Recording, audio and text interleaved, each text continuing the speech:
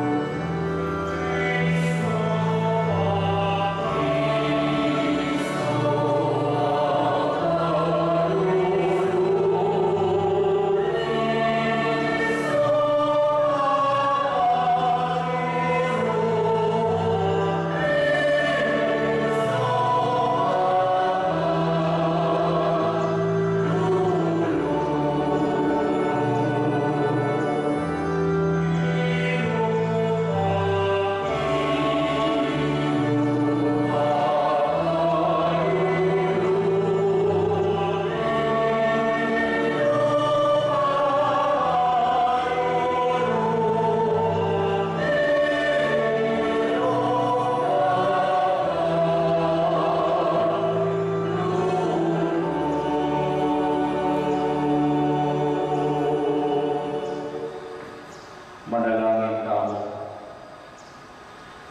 Huwag paming mayupaya, ikaligtasan at iyakang belangkas, tingalak mong Yesu Kristo, tinggap ng krus, at iligtas na kami tinupaya ng kasalang. Geni tirawakayanan kami ligaya ng kayang paman yung medye, huling mabibiyaya, at magari kami mo, ng banalay Espiritu, metong buking para Diyos, manggaman king alamangga. Amen. Luglok dapat makiramdam king amano ng Pino.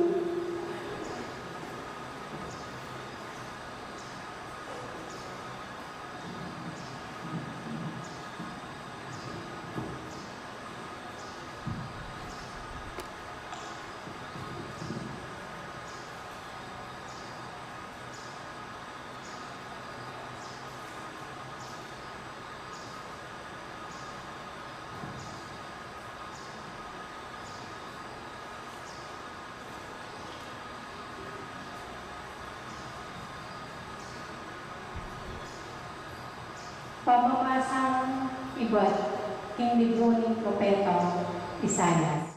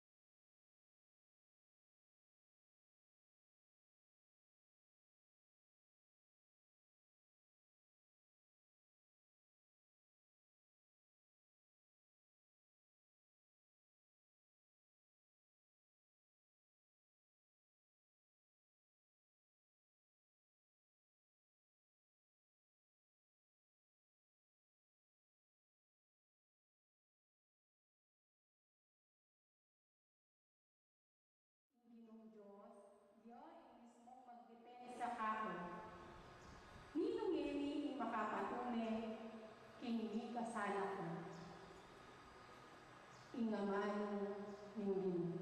Salamat, King Diyos. Ginoo, uli ning maragula lugod mo, pakibatan mo ko. Ginoo, ulining maragulalugod mo, pakibatan mo ko. Kung kinuli mo insuntuan dako at tutumo mga pakarinin. May ngari kong maluwang tao, karing kapatad ko. Anti kong daywan, karing kayabi at king bale. Tinta karaguling pa magmalasakit ko, king bale mo. Bala, api, amikakano kong king puso ko. Ing pamamipagdakya ka, kanang tigpo. Ginoo, ulining maragulalugod mo, pakibatan mo ko. Ing pamaning kultura ka kung ispakyung salo ko. Tutungong ala ng kakarapat.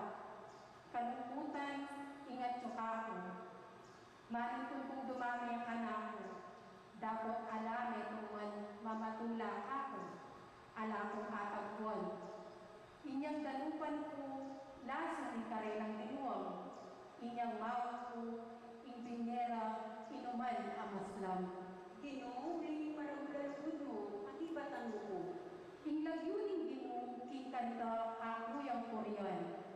Para malangke at pasalamatan. Panakit din medipit kaniti tumulala. At din king Diyos sasamba, ipasik na nganda. Uling ginoo, kayang pakiramdaman, ing sensing, tingatyo, king pamangailan. At inalalakwan, detang kalugurana, ayat yo, king sukulan. Ginoo, ulining maragulalugod mo, pakibatan mo ko.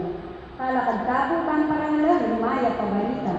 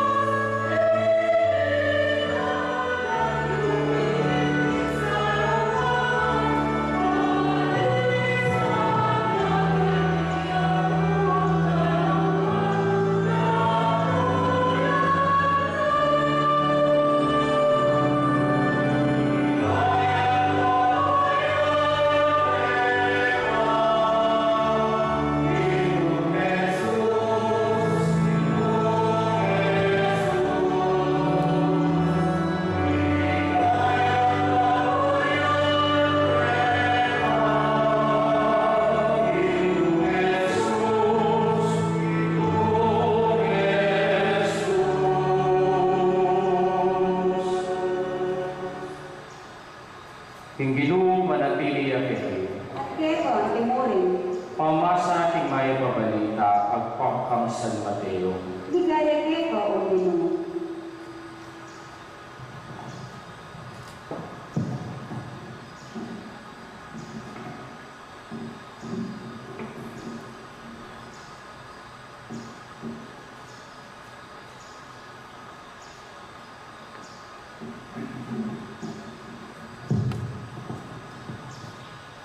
Kanita ang metong kareng labingadwa, itang milagwan Judas Iscariote, may kikit siya kareng pamuntok kareng pari, nga nang kinutang karela. Nanong ipiyeyo, kanako nung sopan na kayong makarakap ka Jesus. Bayaranan din at lungkulong sa lating pilak. Malipat na kanita, may ito ng oportunidad, ni Judas makapagtak sila ni Jesus. King mo muna ng aldo, ning piyesta ning pinapi, alang lebadura, linapit siya, inalagad ng Jesus at ganang kinutang. Lupa rin, buburiti sa jami para keka, inapuna ning pamaglagkus. Ganang may kibat karela, kung talagay itang meto katawag ng syudad, at sabihin niyo kaya, ing maestro, sabyana, ing oras ko, biras na. Buritong pagselebran, ing pamaglagpus, ing balemo, akaya may ringalagad ko. Depat na ringalagad, ing penabili ng Jesus karela at si Jara, rengapunan, para ing pamaglagpus. Inyang may babingi na, binuklok yang menga ni Jesus, akasulod na rin labigadwa, kanang Jesus, kabang mamapunla, ing katutuan sa sabihan ko kayo, pagtak sila na ako, din metong kayo. May balisa lalo, rengalagad kaniting sinabi ng Jesus, ing metong at metong karela, kitang da, Ginoo, ako, may gibat Jesus, ing manatili, o ing mitiltil, ing tinabi na, tingtingga nabi ako, yapingin kang magtaksil ka natin. Arapan na, ning anak ng tao, ing kamatayan na, antimon si sabyan na rin kasulatan, dapat makalulos na itang tao, maging kasangkapan na ning pamagtaksil ting anak ng tao. Bayag pa, ay ang ibayit. Kanita Judas, ing magtaksil ka Jesus, migsaritaya, ako galang ing aman wan ng mestro, may kibat Jesus, ika na mismo ing sinabi. Ing maya abalita ning ketatang kaligtasan. Kapurihan kay o Kristo. Tatlok.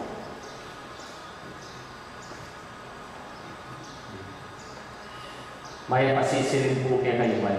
Maya pasisirin mo naman po. I-deliver ko po ang aking reflection sa pangatlong araw ng ating pagninilay sa ating Paris Reflection sa Tagalog.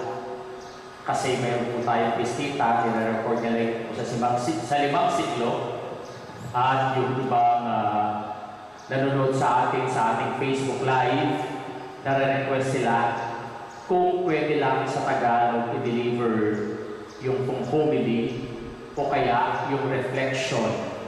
Kaya kung nagtataka kayo, bakit nagtatagalog ako ngayon na minsan pakli-pakli naman, pagpasensyahan niyo na yung aking pagtatagalog. Ang tawag ko sa araw na ito ay Spy Wednesday. Bakit Spy Wednesday? Kasi yung gospel na binasa natin, yung gospel na napakinggan natin, ay ito ang tagpo kung paano si Judas Iscariote ay pagtataksilan niya ang kanyang maestro. Pagtatak ang ating Panginoon. Kaya ang tawag sa Wednesday na ito ay Spice Wednesday. Ang sakit siguro na pagtaksilan ka. Ito ang pinakamasakit siguro na pwedeng gawin ng tao sa iyo, na pagtaksilan ka. Bakit? Kasi yung isang taong pinapaniwalaan mo, isang taong pinagkakatiwalaan mo, isang taong malapit sa iyo, isang taong mahal mo, pagtataksilan ka. Yun ang pinakamasakit.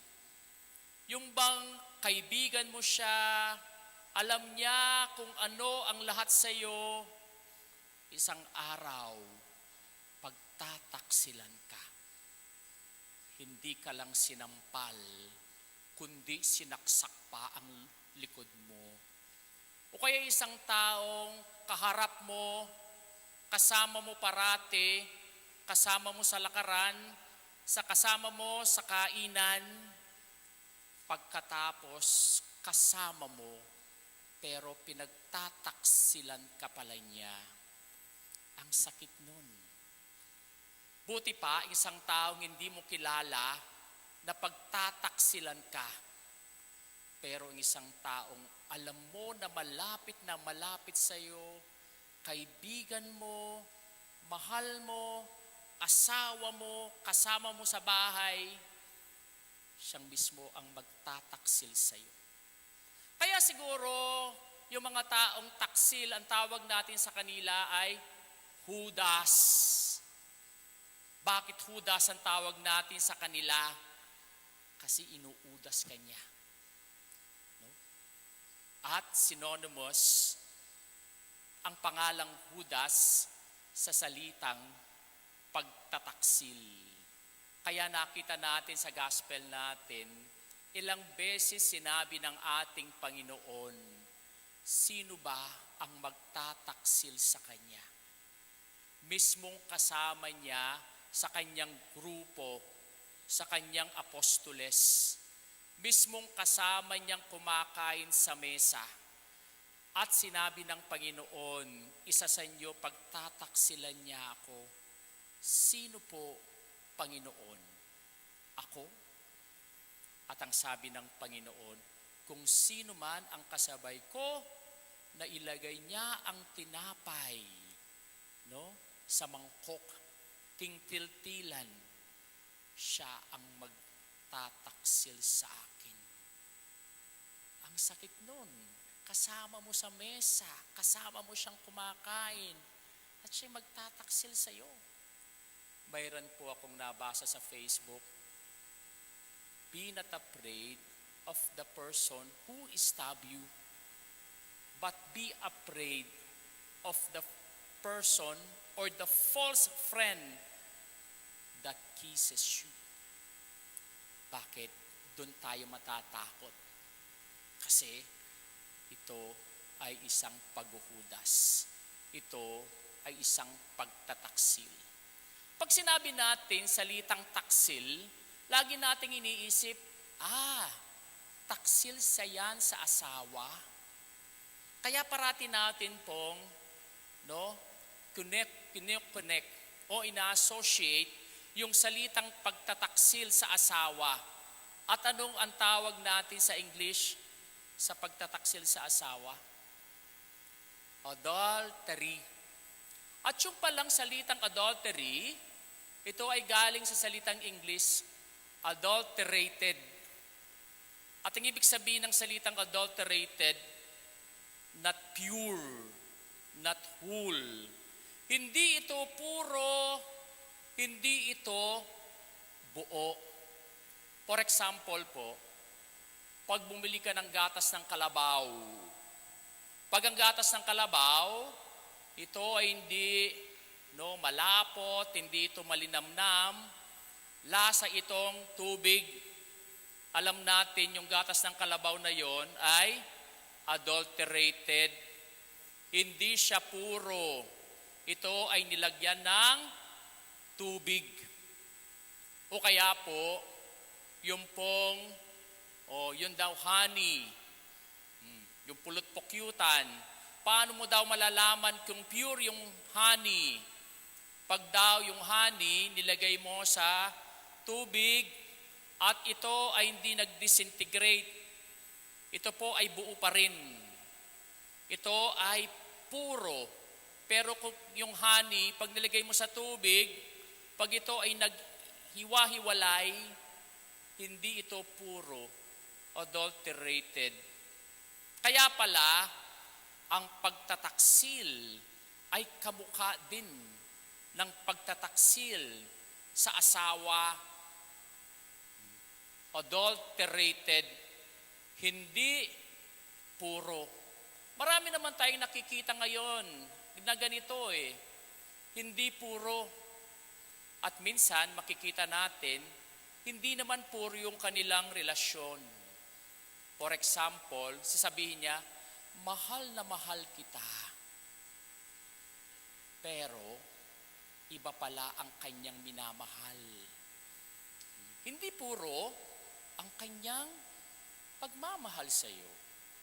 O kaya, kinakaibigan ka niya. Yung parang close na close kayo, pero ang pagkakaibigan nyo pala ay may bahid. Kasi mayroon siyang personal intention, mayroon siyang personal agenda. Yung palang may mauhuhut-hut siya sa iyo, na utangang kanya, o kaya pinapakain mo siya, kaya nananatili siyang kaibigan mo. Pero pag wala na pala siyang makuha sa iyo, iiwan ka niya. Hindi puro ang pagkakaibigan niya sa iyo. Even naman yung mga tao, hindi ba? Minsan makikita mo napakaganda niya o napakagwapo niya. Hindi naman pala puro yung kanyang ganda. Hindi naman pala puro ang kanyang kagwapuhan. Kasi adulterated din. Retoke.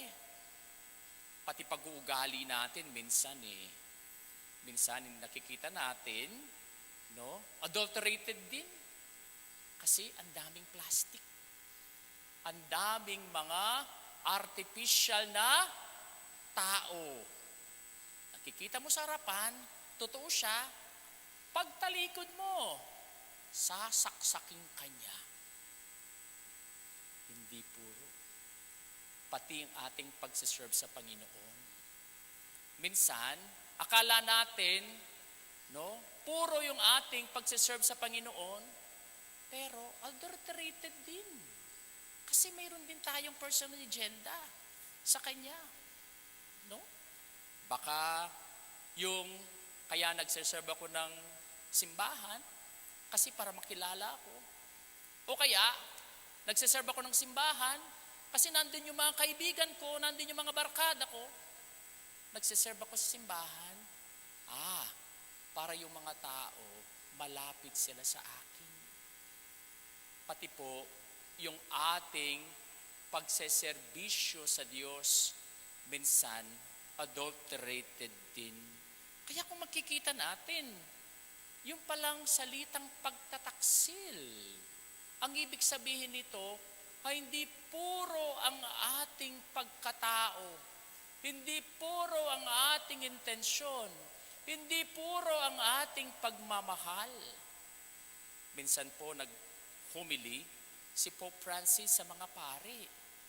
At ang sabi niya sa mga pare, what is your motivation of being a priest? No? Yung bang gusto mong magpare because of success? You want to become a priest because of business? You want to become a priest, no? Para makilala ka ng iba. Kaya minsan pati yung motivation namin, paging pare, no? Puro ba ito? O adulterated din. Minsan po, mayroon akong kakilalang pare, siya ay concert ng concert. No? Concert ng concert. At kilala siya as a concert king. Sometimes kilala siya as rock star. Sabi ko, yung bang pagpapari nito ay tunay nagpapapari o para i-adulate lang siya o tilangin lang siya o tingnan lang siya at purihin siya sa kanyang pagkapari. Kaya isa din pong itong pagtingin din sa amin. Puro ba ang aming relasyon sa Diyos, ang aming bukasyon, ang aming pagpapari. Kaya tayo din, sa ating relasyon sa Diyos, hindi ba natin siya napapagtaksilan? Puro ba ang relasyon natin sa Diyos? Kaya sa buhay natin, hindi lang po si Judas ang nakikita natin nagtaksil sa Diyos, kundi tayo din ay nagtataksil sa Diyos sa pamamagitan ng ating pagkakasala. Anong ibig sabihin ng salitang pagkakasala? Alam niyo ba, anong root word ng salitang pagkakasala? Galing sa Tagalog na salita, sala. At anong ibig sabihin ng sala? To miss the mark. To miss our target, to miss our goal, to miss our aim. No? Kahit po tayong mga Kapampangan, yung salitang sala ginagamit din natin. O, pamilyar ba kayo sa salitang asalanan ko? Paano ba natin gagamitin yung salitang asalanan ko? Ay, asalanan kong mengan megtunan din, uling masyado kong busy. Ay, asalanan kong sinaling panulo, akalinguan ko. Ay, asalanan kong gewa itang kanakong module, kasi may miyalong ko king computer. Ay, asalanan kong itang penabili ng gawan kong mako, kasi may kiyalong ko. Asalanan. To miss the mark. Kaya pala, yung ating pagkakasala ay galing ito sa salitang sala. To miss our target. Kaya po, yung ating pagkakasala means to miss doing good. No? To miss doing good. Kaya po ito ang pagkakasala natin. Ito din ay isang pagtataksil sa Diyos. Adulteration. Hindi puro ang ating relasyon sa Diyos. Sa araw na ito, yung ating reflection, hindi ba pinag-uusapan natin the 3 theological virtues coming from the epistle of St. Paul to the Corinthians. Nung Monday, pinag-usapan natin yung salitang, ano kasing Monday natin? Faith, pananampalataya. At ang nagsalita dito, nagbigay ng reflection sa atin ay si Father Dan. Kahapon, ang pinag-usapan natin ay hope, pag-asa. At ang nagbigay sa atin ay si Father Algin. Ngayon, ang pinag-uusapan natin ay love. Saan ba galing ito? No? Ito ang invitation sa atin ni Pope Francis for this year Lenten season to reflect on the 3 theological virtues of faith, hope, and love. Pag pinag-usapan natin ng love, ay alam na namin yan. Ang daming mga pari na ang nagsalita tungkol sa love. Nakakasawa na ang love na yan. Laging pinag-uusapan ng love na yan. Ang daming magandang homily, reflection na ibigay tungkol sa love. Love na naman. Di ba? Love na naman. Hindi pa kayo nagsasawa sa love? Di ba? Alam niyo ba, minsan, tayo, ang pagtingin natin sa love, sa pagmamahal, minsan napakababaw lang eh. Kasi, ang understanding of love natin is only on the level of emotion. Akala natin, yun po ang ibig sabihin ng love, only on the level of emotion. Kaya po, pag in love ka, anong sinasabi natin? OMG, I'm in love! I'm in love. Pag hindi ka na in love, ano sabihin mo? Sasaksakin ko yan. Sasakalin ko yan. Kasi, ang understanding natin of love, only in the level of emotion. Mayroon po akong nabasa, ang sabi niya, love, putting our hearts into its proper place. Ganda, no? Love, put our hearts in its proper place. Saan ba ang puso natin? Kapkapin nyo nga ang puso ninyo kung nasaan siya. Nandyan siya pa ba? sa kanyang lugar.